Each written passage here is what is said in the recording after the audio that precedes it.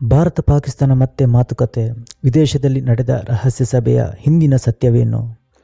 ನಮಸ್ಕಾರ ಸ್ನೇಹಿತರೆ. ಭಾರತ ಮತ್ತು ಪಾಕಿಸ್ತಾನದ ನಡುವೆ ಮತ್ತೊಮ್ಮೆ ಮಾತುಕತೆ ನಡೆಯುವ ಸಾಧ್ಯತೆಯಿದೆ ಎಂಬ ಸುದ್ದಿ ಇದೀಗ ಸಾಕಷ್ಟು ಚರ್ಚೆಗೆ ಕಾರಣವಾಗಿದೆ. ಎರಡು ದೇಶಗಳ ಅಧಿಕಾರಿಗಳು ಮೂರನೇ ದೇಶದಲ್ಲಿ ಭೇಟಿಯಾಗಿ ಮಾತುಕತೆ ನಡೆಸಿದ್ದಾರೆ ಎನ್ನುವ ವರದಿಗಳು ಹೊರಬಿದ್ದಿವೆ. ಈ ಮಾತುಕತೆಯಲ್ಲಿ ಗಡಿ ಭದ್ರತೆ, ಉಭಯ ದೇಶಗಳ ಸಂಬಂಧ, ಪ್ರಾದೇಶಿಕ ಭದ್ರತೆ ಹಾಗೂ ಉದ್ವಿಗ್ನತೆ ಕಡಿಮೆ ಮಾಡುವ ಮಾರ್ಗಗಳ ಬಗ್ಗೆ ಚರ್ಚೆ ನಡೆಸಿರಬಹುದು ಎಂದು ವರದಿಗಳು ಸೂಚಿಸುತ್ತವೆ. ಅದು ಅಲ್ಲದೆ ಸಿಂಧು ನದಿ ನೀರು ವಿಚಾರವಾಗಿ ದೊಡ್ಡ ಮಟ್ಟದ ಚರ್ಚೆಯಾಗಿದೆ. ಯಾಕೆಂದರೆ ಪಾಕಿಸ್ತಾನದಲ್ಲಿ ನೀರಿಲ್ಲ, ಅಲ್ಲಿ ಕುಡಿಯಲು ನೀರಿಗೆ ಪರದಾಡುತ್ತಿದ್ದಾರೆ, ಅಲ್ಲಿನ ಕೃಷಿ ವ್ಯವಸ್ಥೆ ಅಸ್ತವ್ಯಸ್ತವಾಗಿದೆ.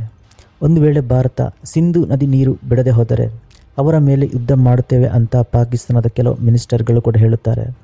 ಆದರೆ ಭಾರತದ ನಿಲುವು ಒಂದೇ: ಭಯೋತ್ಪಾದನೆ ಹಾಗೂ ಸಿಂಧು ನದಿ ನೀರು ಒಟ್ಟಿಗೆ ಹರಿಯಲು ಸಾಧ್ಯವಿಲ್ಲ ಎಂಬುದು. ಇನ್ನು ಪಾಕಿಸ್ತಾನದ ಪರಿಸ್ಥಿತಿ ಹದಗೆಟ್ಟೋಗಿದೆ. ಸಾಮಾನ್ಯ ಜನರಿಗೆ ಬದುಕಲು ತುಂಬ ಕಷ್ಟವಾಗಿದೆ. ಇದಕ್ಕೆಲ್ಲ ಕಾರಣ ಸ್ವತಃ ಪಾಕಿಸ್ತಾನನೇ. ಇನ್ನು ಅವರ ಲೆಕ್ಕಾಚಾರ ಬೇರೆ ಇದೆ. ಭಾರತದ ಜೊತೆ ಸಂಬಂಧ ಬೆಳೆಸಿದರೆ ಅವರಿಗೆ ಸಹಾಯವಾಗುವುದು ಎಂಬುದು ಅವರ ಲೆಕ್ಕಾಚಾರ. ಆದರೆ ಈ ಸಭೆಯ ಬಗ್ಗೆ ಭಾರತ ಅಥವಾ ಪಾಕಿಸ್ತಾನ ಸರ್ಕಾರಗಳು ಸಂಪೂರ್ಣ ಅಧಿಕೃತವಾಗಿ ಮಾಹಿತಿಗಳನ್ನು ಬಹಿರಂಗಪಡಿಸಲಿಲ್ಲ.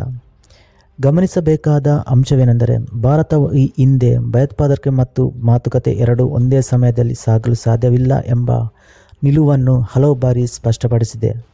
ಮತ್ತೊಂದೆಡೆ ಪಾಕಿಸ್ತಾನವು ದ್ವಿಪಕ್ಷೀಯ ಸಂವಾದದ ಅಗತ್ಯವನ್ನು ಹೊತ್ತಿ ಹೇಳುತ್ತಲೇ ಬಂದಿದೆ.